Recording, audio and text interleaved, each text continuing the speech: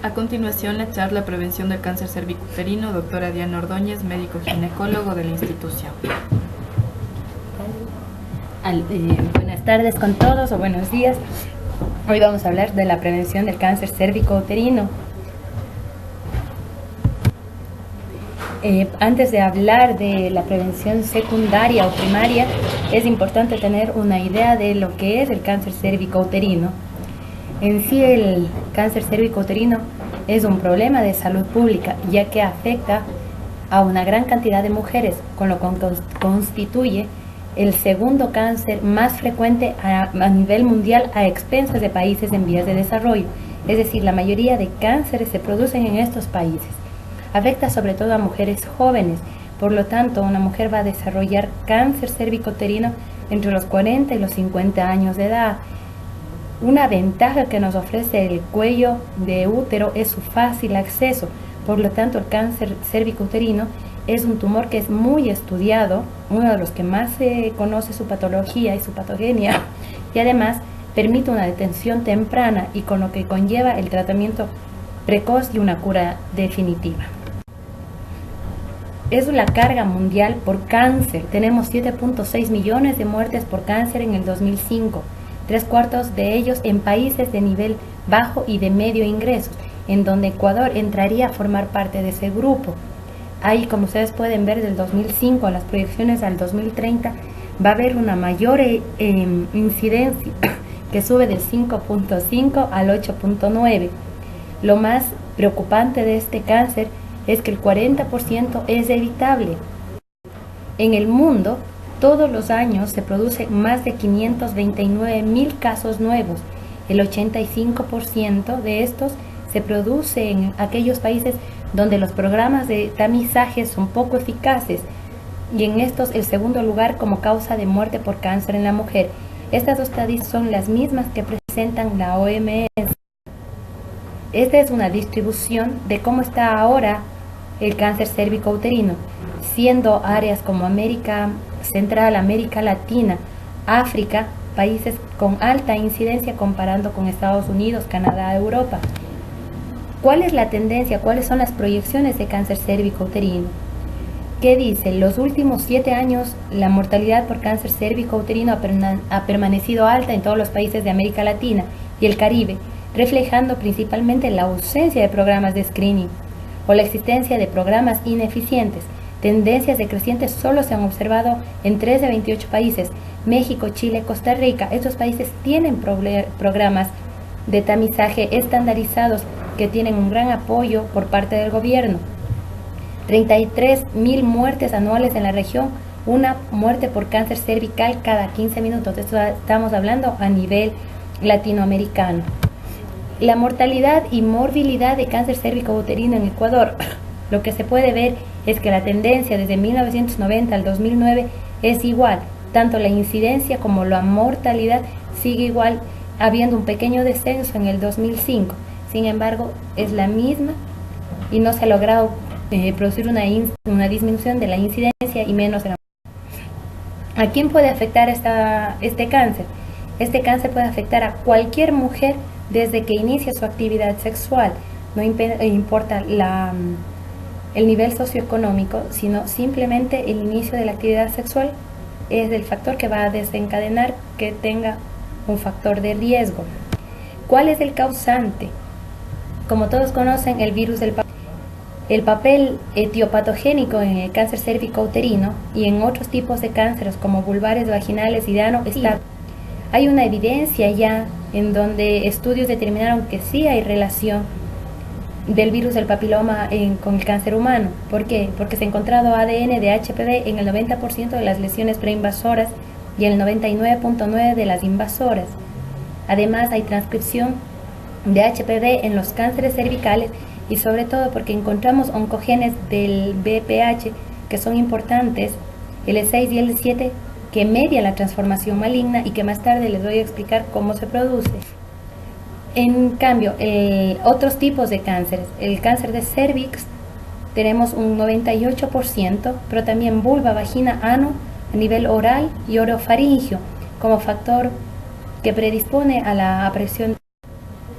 El virus del papiloma humano, por sus siglas VPH o HPV, es un grupo de virus de tipo ADN perteneciente a la familia Papillomaviridae. Hasta el momento existen más de 100 tipos virales y de estos 30 afectan al tracto genital inferior. Los tipos de virus de HPV se dividen en dos grandes grupos, los de bajo riesgo oncogénico y los de alto riesgo oncogénico. Dentro de los tipos que se relacionan con el cáncer cervicouterino, tenemos los virus de alto riesgo y los de mayor prevalencia, el 16 y el 18 a nivel mundial. Que quede claro que el virus 16 y 18 no son los más frecuentes que nosotros vamos a encontrar a nivel de la población. Sin embargo, si una mujer tiene el virus 16 y el 18, tiene mayor riesgo de desarrollar cáncer cérvico-uterino que una mujer que tenga un subtipo tipo 31 o 45. Por lo tanto, de ahí sale que el 16 y el 18 es responsable del 70% de los cánceres cérvico-uterinos y el 6 y el 11, que son de bajo riesgo, son responsables de las rectales. Aquí la gran importancia del tamizaje dirigido hacia mujeres, porque el 90% de los virus de cáncer, de los virus que producen cáncer cérvico-uterino van a afectar a las mujeres en un 90%. En cambio, los hombres portadores solamente un 2% van a hacer algún tipo de cáncer. Recordando un poco anatomía, es importante conocer la parte del cuello del útero, que tiene la parte interna, el endocervix, la parte externa, el exocervix, y la unión de estos dos epitelios se denomina unión escamocolumnar. A manera que nosotros vemos cómo se une, el epitelio a nivel del endocervix es solamente una capa de células, en cambio el exocervix tiene varias cantidades de células, es como una caída de células, y esto es lo que nosotros llamamos la unión escamocolumnar. Esta unión escamocolumnar va variando de acuerdo a varios factores: la edad de la paciente, el estado hormonal, el hecho que tome anticonceptivos, el embarazo. Al inicio, la unión escamocolumnar va a estarse dentro del canal endocervical, y a medida que la mujer empieza una producción de hormonas, esta unión escamocolumnar empieza la unión escamocolumnar empieza a salir hacia la parte externa, hacia el exocervix, y esta salida lleva consigo un epitelio glandular. Sin embargo, este epitelio glandular, al encontrarse con un medio ácido de la vagina, empieza un cambio, y este cambio es hacia un tipo de célula glandular, hacia un tipo de célula del exocervix, que es de tipo pavimentoso. Y este cambio es lo que se llama metaplasia, que es un cambio de un epitelio sano a otro sano, es reemplazarlo un epitelio sano por otro sano, de tal manera que la zona de transformación no es más que el cambio del epitelio glandular que sale hacia el exocervix, está cambiando hacia un epitelio de tipo pavimentoso o estratificado. Como esta zona de transformación tiene células que están en cambio o estratificadas de manera parcial, son muy susceptibles a cambios del virus, y por lo tanto el virus puede producirles un daño. Si este es el cervix, la unión escamocolumnar original, a medida que la mujer avanza de edad, aumenta su concentración de hormonas, la unión escamocolumnar sale. Enseguida se produce una respuesta del organismo y empieza a producirse un cambio metaplásico, de cambio de epitelios. Por lo tanto, la nueva unión escamocolumnar va a estar a este nivel, y todo este espacio se denomina zona de transformación. Es una zona sensible al cambio. Es lo que vamos a ver en un adolescente. La unión escamocolumnar sería este límite, esto un epitelio cilíndrico, y la zona de transformación ya tuviéramos que determinarlo por colposcopía básica. Una vez que se produce la infección, la mayoría de estudios han evidenciado que el número importante de mujeres jóvenes se infecta en edades de mayor actividad sexual. Por lo tanto, la mayoría de mujeres adolescentes que iniciaron actividad sexual van a ser positivas para HPV. Este grupo de adolescentes e incluso mujeres jóvenes hasta los 25, 28 años van a presentar una regresión espontánea del 80%. Esto es gracias a la inmunidad humoral propia del organismo. Y estas mujeres lo más probable es que la infección sea de tipo transitorio y que se vuelvan a reinfectar con una nueva pareja, con la misma pareja. El tiempo de clearance, es decir, el tiempo que el organismo elimine el virus, va a depender de si es oncogénico o no. Un tipo que es oncogénico se va a demorar hasta 24 meses y el que no es oncogénico, el de bajo riesgo, va a demorarse 11 meses. Por lo tanto, una mujer joven tiene con una adecuada un sistema inmunitario, va a tener la capacidad inmunológica de eliminar el virus. De tal manera que si nosotros vemos a mujeres entre los 15 y 25 años, todas van a tener una gran actividad de HPV positivo. Y con el tiempo va a ir disminuyendo, es lo que se llama clearance, van a ir eliminando el virus. Sin embargo, aquellas mujeres que no han logrado eliminar el virus, que es un 10 a un 20%, van a ser un HPV persistente y este grupo es el que va a desarrollar cáncer, sobre todo si son portadoras de un virus de alto riesgo, para desarrollar un cáncer cuando tengan entre 40 y 45 años. El riesgo de progresión a neoplasia de alta malignidad aumenta con la edad. A mayor edad aumenta la persistencia. Además, está comprobado que a mayor edad la mutación celular propia del organismo aumenta y se acumula, y son mujeres después de los 30, 35 que no acuden a programas de detección. Es el valor predictivo de la infección de HPV persistente. Se hizo un estudio y se publicó determinando el riesgo de tener o de ser portador de virus HPV y el riesgo de realizar una lesión de alto grado. Se hizo en 10.758 mujeres entre 20 y 29 años.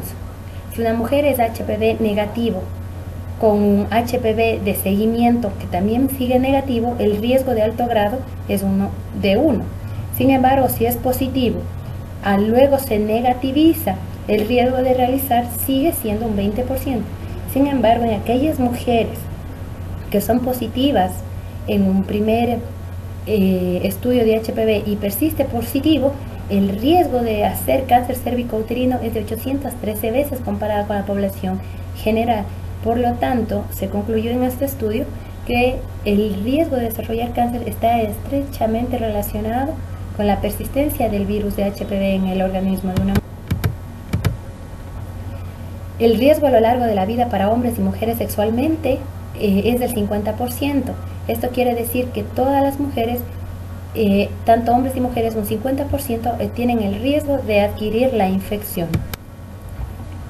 Una manera de cómo sería la infección en un cuello normal, una mujer que se contagie del virus de HPV va a hacer lo que es la prevalencia HPV positiva, y esta es del 10 al 12%. En el Papa Nicolau nos va a dar lesiones tipo ascos o LIE de bajo grado. Sin embargo, una vez que el cáncer tenga el virus de HPV, no va a desarrollar todo este grupo de pacientes citológicas leves. De tal manera que sí, la prevalencia es alta, pero tan probabilidad de resolverse espontáneamente. Cáncer, sin embargo, si es HPV se mantiene en el tiempo y se cáncer de contacto, que es a nivel genital, en piel, en boca. Y de lo que nosotros queremos evitar es que desarrolle un cáncer, unas lesiones, los NIE1, NIE3, incluso el cáncer cervical. El NIE por sus siglas de neoplasia intraepitelial, o también le denominan NIC. Estas neoplasias intraepiteliales son las lesiones precursoras o premalignas. Se clasifican en 3 grupos: NIE1, NIE2, NIE3. Se sospechan con el Papa Nicolau, se confirman con biopsia. Y lo más importante o lo más grave de estas lesiones es que son completamente asintomáticas. Tómese en cuenta que se sospechan con el Papa. De ahí la importancia de realizar el Papa Nicolau, y se confirman solamente con biopsia. Así que solamente un resultado alterado en Papa Nicolau, uno no puede afirmar que la persona tenga una neoplasia. En cambio, el NIE2 y el NIE3 existe un mayor compromiso del epitelio, y cuando hay un compromiso entero del epitelio con un daño de la membrana basal, hablamos ya de un carcinoma invasor, y esto no va a pasar en un día o dos. La infección por el HPV es un factor causal necesario, pero no suficiente para que se desarrolle un cáncer cervicouterino. Hay otros factores del hospedador para hacer el tratamiento, como conductuales y medioambientales, que pueden facilitar el cáncer. Y estos factores de riesgo les he agrupado en factores de riesgo demográficos, como países en vías de desarrollo o estado socioeconómico bajo, o factores de riesgo de comportamiento, la no realización del PAP, inicio de coito a edad temprana, múltiples parejas sexuales, pareja masculina con varias parejas sexuales, hablamos de más de 6, el tabaquismo, deficiencias dietéticas, uso de anticonceptivos, multiparidad, y factores de riesgo médicos, una infección por HPV persistente de alto riesgo, inmunodepresión y enfermedades de transmisión sexual. De estos factores de riesgo hay que tomar en cuenta la edad, la no realización del PAP y la infección persistente de alto riesgo. La edad, ¿por qué la edad? Porque si una mujer presenta un PAP alterado a los 25 años, es distinto que una mujer que presente un PAP alterado a los 35. Probablemente la mujer de 35 años presente la lesión neoplásica más que la niña de 25 años, porque ella, por su sistema inmunológico, va a eliminar el virus. En cambio, la mujer de 35 no lo va a eliminar, y es más probable que si le realizamos una colposcopía va a salir positivo para una neoplasia intraepitelial. La no realización del PAP. El 50% de las mujeres que no se han realizado PAP van a tener cáncer cérvico-uterino, que nunca se han realizado. En cambio, en cuanto a la actividad sexual, entre más parejas sexuales, mayor es el riesgo, debido a que existe mayor riesgo de adquirir otros tipos de HPV. Y la infección persistente de HPV que se explicó.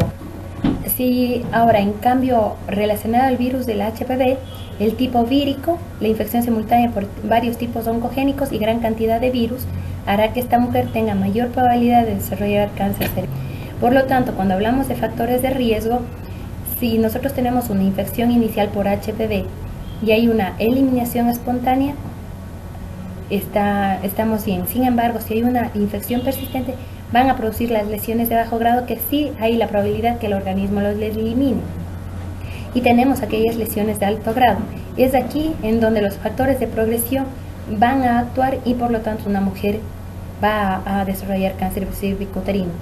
Es así que si una mujer tiene una lesión de alto grado y nunca o no va a sus controles de Papa Nicolau, va a desarrollar un cáncer cervicouterino. También el uso del tabaco, que está probado que daña más de las células, va a progresar a un cáncer cervicouterino. Y sobre eso aumentamos el riesgo de enfermedades de transmisión sexual, daña más el epitelio y por lo tanto va a desarrollar lesiones tipo cáncer cervicouterino. En cuanto a la patogénesis, ¿por qué el virus va a producir la lesión? Se ha comprobado que los virus de HPV de alto riesgo poseen unos oncogenes, que son los tipos E6 y el E7. Estos oncogenes, al entrar y al unirse con la célula, hacen que el E6 suprima una proteína que se llama P53. Esta proteína P53 es la proteína encargada de la supresión de tumores. En cambio, el E7 se une con el riboblastoma y activa el ciclo celular. Por lo tanto, el virus del papiloma va a hacer que crezcan células dañadas, pero que no hay una proliferación sin una apoptosis. Por lo tanto, el cáncer cervicouterino, como todos los cánceres, es una reproducción a gran escala de células dañadas. Entonces, una vez que hemos hablado de todo, podemos realmente hablar de prevención. La prevención tiene 4 elementos básicos, como lo señala la OMS: prevención primaria y la prevención secundaria, que consiste en la detección precoz a través de programas de cribado; la prevención secundaria, que sería terciaria, el diagnóstico y el tratamiento; y finalmente cuidados paliativos de una enfermedad. Hablando un poco de prevención primaria, la prevención primaria básicamente consiste en educar a las personas, y son los médicos y las personas de salud que deben administrar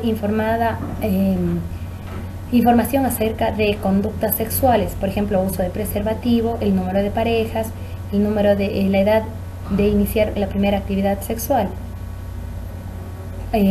También indicarles conductas sexuales seguras. Y también dentro de prevención primaria estaría el uso de vacunas, ya que el rol del HPV como factor etiológico indispensable está comprobado en la génesis del cáncer. Por lo tanto, en la implicancia hay la demostración de que hay más de 15 tipos de virus que generan cáncer. Y por lo tanto, si se desarrolla una vacuna, vamos a llegar a una prevención primaria. Lo que más ha sido estudiado a nivel mundial, Papa Nicolau, y se ha visto que en aquellos países con cribado adecuado, sobre todo en países desarrollados, hay un éxito de estos programas. Pero básicamente el éxito está en una elevada cobertura. Para que un programa de cribado sea exitoso debe cubrir al 80% de la población, pero además de realizar la toma necesita un adecuado seguimiento de la paciente, es decir, tomarle el PAP e informarle el resultado, y más aún si es un resultado alterado. Además necesitamos cobertura, pruebas de detección, diagnóstico, tratamiento y seguimiento de buena calidad, y los recursos adecuados. Siempre van a disponer de todos los elementos para la toma del Papa Nicolau adecuado. Y esto ha logrado en países desarrollados una reducción de como les iba diciendo, se logra una tasa de reducción tanto en incidencia y mortalidad de un 60 al 70%. Es así como en países en donde tienen adecuados programas de tamizaje o cribado, la incidencia ha ido disminuyendo, tanto incidencia como mortalidad, al comparar a los países en desarrollo como los países desarrollados. Aquí se puede ver básicamente la incidencia de cáncer cérvico-uterino en países en desarrollo llega hasta un 70%, y en países desarrollados es apenas de un 12% en mujeres mayores de 70 años, y en grupos igual de mayor riesgo para desarrollar cáncer es igual, con tasas de incidencia altísimas en países en desarrollo al compararlo con países en países desarrollados. Y es así que si nosotros hablamos en países desarrollados, la incidencia es de 5.5 por 100.000 habitantes, con una mortalidad máxima de 2.9 por 100.000 habitantes. En países en vías de desarrollo, incidencias hasta el 52% con altas tasas de mortalidad. Ecuador tiene una incidencia del 27.1 y con una mortalidad del 3.3 alta. Esta es una historia. En 1950 Estados Unidos estaba en la misma mortalidad que países como Nigeria, Nicaragua, Bolivia y otros. Sin embargo, con la aplicación de adecuados programas, Estados Unidos actualmente en el 2008 la tasa de mortalidad es de 1, pero Ecuador se mantiene en tasas de mortalidad alta del 13%, siendo que todos empezaron con tasas de incidencia alta en los años 1950. Debe haber una comunicación constante entre las personas que toman y el laboratorio de citología, de tal manera que si hay un resultado dudoso uno pueda ver o entrar al tener una disponibilidad de la placa, un sistema de notificación adecuado a los resultados a la paciente y un sistema adecuado de referencia. Cuando hablamos del sistema de notificación adecuada a los resultados de la paciente generalmente viene, se toma el Papa Nicolau y nunca nosotros le buscamos por el resultado. Muchas veces la paciente es ella la que tiene que venir a buscar el resultado, en el mejor de los casos. Y en aquellas pacientes que nunca viene, generalmente y tienen un resultado alterado, el próximo año ya es más alterado y por lo tanto se pierde un año del tratamiento de estas pacientes. En el país no sé si se disponga de un sistema de notificación para los resultados, a lo mejor a nivel de otro tipo de... Por lo tanto, el examen Papa Nicolau, si bien es demasiado mayor para ser estrella de pop, está muy joven para morir y sigue siendo un estudio que, a pesar de las nuevas técnicas y tecnologías que han desarrollado para el desarrollo de prevención secundaria, el Papa Nicolau sigue siendo un gol. El impacto de la citología. Se ha visto que con la citología hay una reducción de la mortalidad por cáncer de cuello en el mundo, y en los últimos 50 años es atribuible a los programas de tamizaje basados en la citología exfoliativa. El 50% de los cánceres diagnosticados van a ocurrir en mujeres que nunca se han practicado un PAP y el otro 10% en aquellas sin tamizaje. Por lo tanto, el Papa Nicolau, citología exfoliativa, es el estudio de las células exfoliadas del cérvix, sobre todo en la zona de transformación, mediante la combinación de la espátula y el cepillo. La OMS no recomienda el uso del isótopo, de tomar a la muestra a nivel de cérvix y mandarlo. Eso no se hace, está incorrecto. El Papa Nicolau es un screening, es decir, aplicar a una gran población para buscar a aquellas con mayor riesgo. Este Papa Nicolau no es diagnóstico, simplemente es un mecanismo de detección selectiva. Por lo tanto, va a detectar la mayoría de lesiones. Al ser un mecanismo de detección selectiva, una mujer, al presentar un Papa Nicolau alterado, va a ser objeto de mayor. Es lo que ve el patólogo, la célula y el citoplasma, y ve alterado cuando la relación núcleo-citoplasma se altera, y esta es la foto que muchas veces nos envían. Esto es una foto de un epitelio que es normal. Una de las desventajas de la citología exfoliativa es su baja sensibilidad. Puede ser mayor la sensibilidad cuando hay mayores lesiones. Sin embargo, la especificidad es alta. Y varios estudios refuerzan esta sensibilidad, que no va a ser mayor. Ahora, esta sensibilidad va a depender mucho de la calidad de servicios, incluidas las prácticas de recogida de las muestras y transporte de las muestras. Por lo tanto, un mal transporte de muestras va a hacer que la sensibilidad caiga aún más. La preparación e interpretación del frotis en el laboratorio es otro factor que determina la sensibilidad. Por lo tanto, en condiciones óptimas de sensibilidad, la sensibilidad puede llegar a un 84%, y en las peores condiciones su sensibilidad se reduce a un 30%. Y esto es que la sensibilidad imperfecta hace que la detección sea periódica. En cuanto a la citología en base líquida, al compararlo con la citología tradicional, se vio que la sensibilidad es mayor, pero la especificidad es menor, de un 80%. Por lo tanto, mayores ventajas puede que no dé al compararlo con la citología tradicional.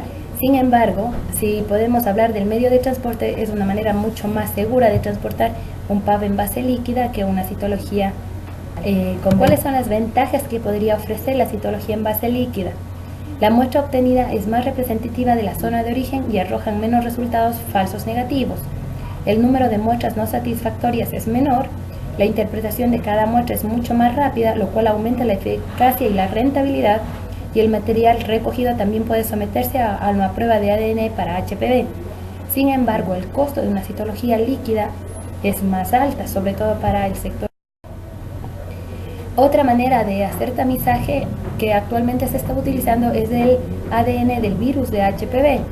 Es una nueva propuesta de cribado que se aplica sobre todo en mujeres mayores de 30 años, de 35, y se hace en combinación con la citología para aumentar la sensibilidad y un valor diagnóstico que dé un resultado negativo cerca del 100%.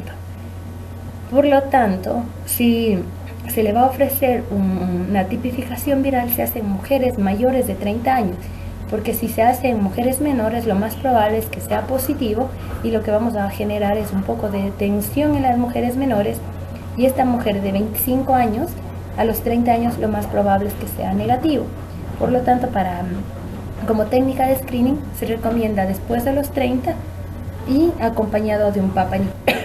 Lo que se hace es captura o híbrida o PCR para HPV, siendo el gold estándar la captura híbrida para HPV.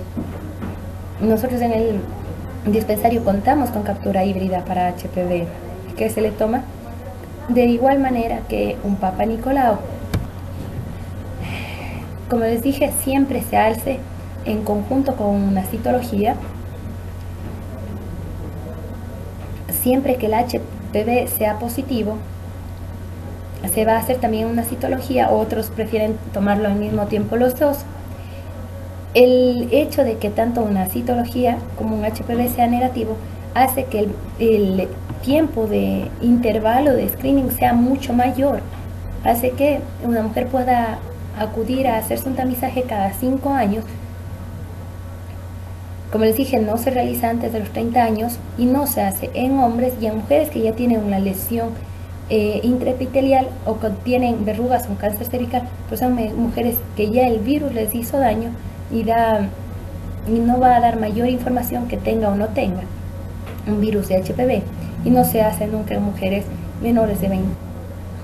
La principal indicación de tomar un HPV en mujeres es la presencia de ascus en la citología cervical.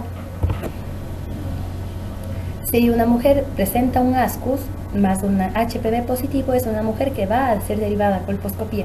Sin embargo, una mujer que sea ascus y que no tenga el virus del HPV, se le va a tranquilizar y que venga a su tamizaje en un año. ¿Cuáles las limitaciones del virus de estos test para HPV? El 75% de las infecciones que va a detectar van a ser de tipo transitorias. Y como sabemos, solo un pequeño porcentaje de HPV va a persistir y por lo tanto le estemos aumentando o dando mayor estrés a la paciente. ¿Sí? Es una de las desventajas de hacerles HPV a las pacientes. En cuanto a citología exfoliativa, también debe quedar claro, si bien ha reducido un tipo de cáncer de cuello, que es el cáncer de tipo epidermoide, en países, sobre todo en países desarrollados, el cáncer de cervicouterino está presente por el cáncer por el adenocarcinoma, que es un cáncer que se origina en las células glandulares. Por lo tanto, la citología ha disminuido el porcentaje de cánceres de tipo epidermoide, sin embargo, los adenocarcinomas se mantienen. Nosotros buscamos con el Papa Nicolau aquellos cánceres que se encuentran en la parte externa, en la zona de transformación. Sin embargo, no buscamos los adenocarcinomas que se encuentran dentro del canal endocervical. Y son estos cánceres los que mantienen la prevalencia en aquellos países desarrollados, por lo que las mujeres siguen muriendo por cáncer en países desarrollados desde el adenocarcinoma. ¿Qué pasa en nuestro país? Pese a que se evidencia un incremento en el número de tomas por Papa Nicolau entre el 1990 y el 2008, la cobertura nacional no supera el 9% de todas las mujeres en edad fértil. Y nosotros hablamos de que un programa de tamizaje ideal sería que tenga una cobertura de más del 80%. Y en Ecuador no siquiera llegamos a un 9% de cobertura. Para el Papa Nicolau, un método barato, indoloro, económico, de fácil acceso, que todas las condiciones para que se tome la paciente, todos lo sabemos. Lo ideal sería que se tome 2 semanas después del primer día de la menstruación, entre los días 10 y 18 del ciclo, que no tenga duchas vaginales, relaciones sexuales, evite el uso de tampones, espumas anticonceptivas o cremas, o cualquier medicamento vaginal 48 horas previas. Realizar la toma antes de cualquier otra exploración vaginal y el uso de lubricantes. Si existe flujo en el cervix, es decir, una vaginitis, una vulvovaginitis, lo ideal es diferir y volverlo a tomar. Y recitar a la paciente para una nueva toma previo al tratamiento, y si hay sangrado, diferir la toma. Sin embargo, en aquellas mujeres que a pesar de el sangrado persiste, es intenso y hay una sospecha, se debe tomar un Papa Nicolau. No se olviden que una de las manifestaciones del cáncer cervicouterino es el sangrado. Lo adecuado ya para la preparación de la toma, se debe hacer una recepción adecuada de la paciente y un interrogatorio que involucre tanto antecedentes personales, familiares, ginecológicos, obstétricos. Es importante saber la edad de la paciente, si usa algún método anticonceptivo, probablemente el número de parejas sexuales si ha tenido o no, PAPs alterados anteriormente, si es portadora de un virus de HPV, la medicación que está tomando, pacientes con lupus que usan corticoides, es importante también investigarles y hacerlo todo esto en un ambiente adecuado. Explicar el procedimiento. Como les dije, explicar el procedimiento. Se le debe explicar a la paciente exactamente qué se le va a hacer y qué instrumento se va a utilizar, porque es un examen en donde se entra mucho en la intimidad de la paciente. Antes de cualquier cosa, hacer la solicitud del examen colocando todos los datos de la paciente adecuadamente, y son importantes colocarlo del método anticonceptivo, la edad de la paciente, el Papa Nicolau anterior, y además rotular la placa para evitar confusión. Una placa, lo ideal sería dividirla en tres tercios y un tercio para el nombre, 2 tercios, y la dividiendo en 2 tercios o tercios, o hacemos una línea imaginaria para colocar. Antes de nada, tener todo el material listo para evitar el momento que la paciente ya está en una situación incómoda, estar buscando el material, tener listo guantes, los espéculos, el cepillo, la paleta y el método como está fija. Una vez que la paciente se coloca, debe ser una posición ginecológica lo más cómoda posible y tratando de respetar al máximo el pudor de. Una vez que vamos a hacer el procedimiento, se sacude el exceso de talco que existe en los guantes, se valora sobre todo genitales externos, se coloca el lubricante, el espéculo sin ningún tipo de lubricante, se localiza el cervix y se fija. Se puede usar el espéculo sumergido en un poco de agua tibia en algunos casos.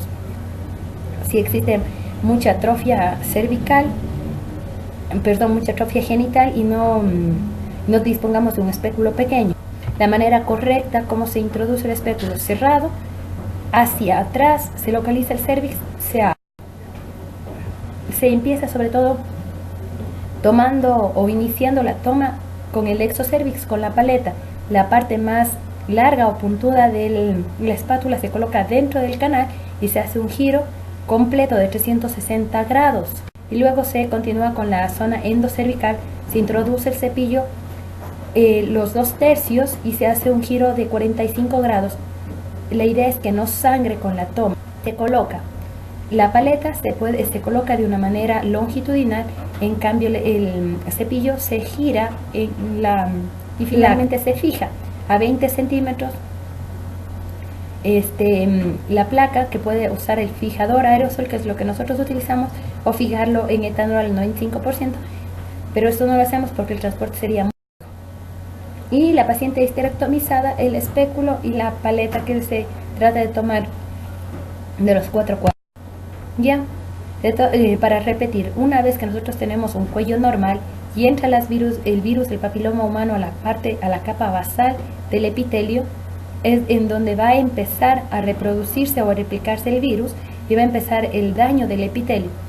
Al inicio será un daño del tercio inferior, lo que nosotros conocemos con NIC1, luego serán los 2 tercios y finalmente todo el epitelio, que sería ya un NIC3. Cuando ya ha atravesado la membrana basal, hablamos ya de un cáncer invasor. Sin embargo, nosotros estamos en la obligación de detectar cuando son lesiones iniciales, incluso hasta un NIC3, y para esto sirve el Papa Nicolau, para buscar aquellas mujeres que tienen mayor riesgo de poseer una lesión de alto grado y va a usarlas o derivarlas a un estudio más en cuanto a la detección. Si mujer mayor de 30 años se hace un test de HPV y los dos salen negativos, se puede hacer un tamizaje cada 5 años y esto tiene una recomendación tipo A.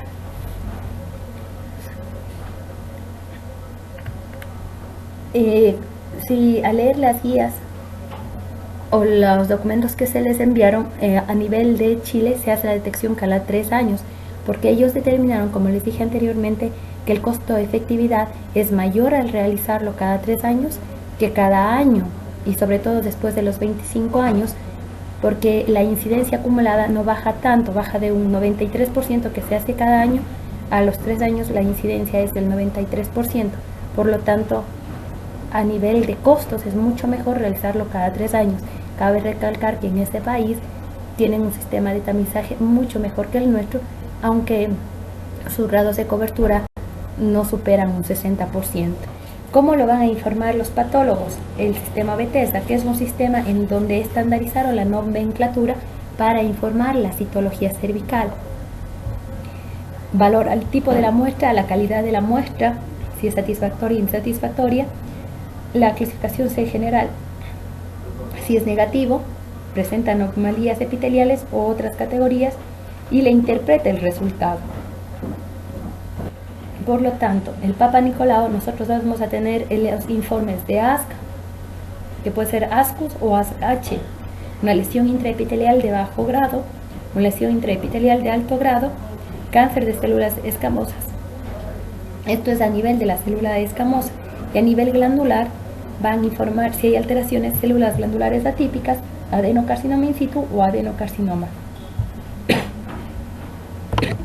Por lo tanto, en un Papa Nicolau,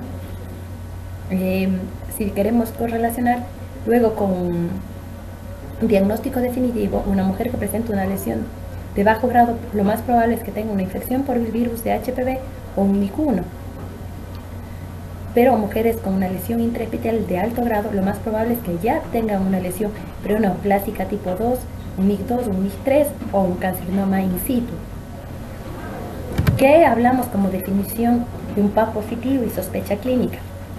Cuando tengamos un PAP sugerente de cáncer invasor o un PAP sugerente de neoplasia intraepitelial tipo 1, tipo 2 y 3, es decir, un DIE de alto grado o un DIE de bajo grado, si nosotros hacemos a nivel primario un primer PAP atípico y al repetirlo nos salga un primer PAP atípico que sea una lesión de alto grado, un PAP atípico glandular, y si nosotros tenemos un segundo PAP informado como alterado o mayor, se debe enviar a un nivel secundario.